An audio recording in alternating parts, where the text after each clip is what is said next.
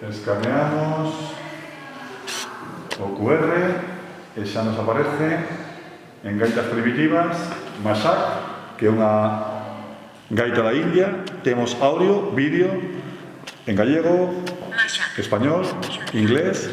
Formado por pel enteiriza, tubo melódico de oso e soprete. Mashak significa bolsa de pel.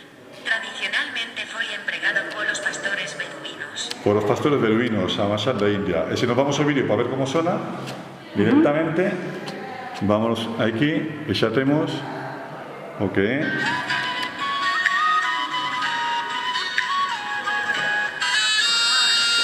Como se escoita a Mashak da India, a gaita galega. Por que este encargo, Juan Carlos? Contanos un pouquiño cual é a historia de que che encargaran isto.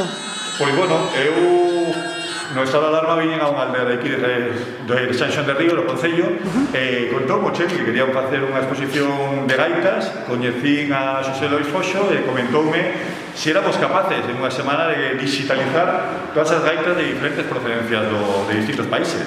E fixemos audio, vídeo desde Noruega e desde a aldea do Castiñeiro, con teletraballo, e puxemos en marcha a digitalización das gaitas para que a xente tamén, aparte de coñecer tanto a historia como o sonido de cada unha das gaitas, incluso fixera un quiz de preguntas e respostas para ganar diferentes premios e que desa forma fora ser diplomado en gaita en San Xoán de Río, xa que o diploma por parte de Xosé Luis Foxo e da Diputación pois sería capaz de coller, e se responden as preguntas correctamente e entusiasmanse ca historia das gaitas, pois é unha forma culturalmente de coñecer o Concello e coñecer un poquinho máis das gaitas gallegas, non? 16 gaitas da exposición de Foxo.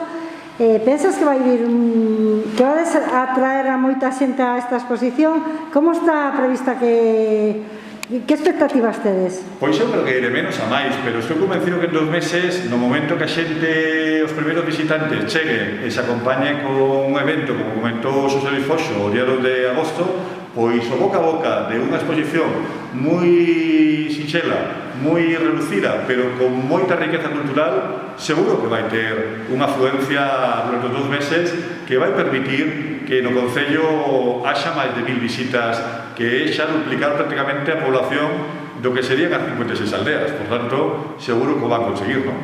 Pois parabéns, Juan Carlos, por esta iniciativa tan singular, si cabe, e que teñades moitos visitantes, tanto virtuales como presenciales. Así é. Pois veña, graciñas.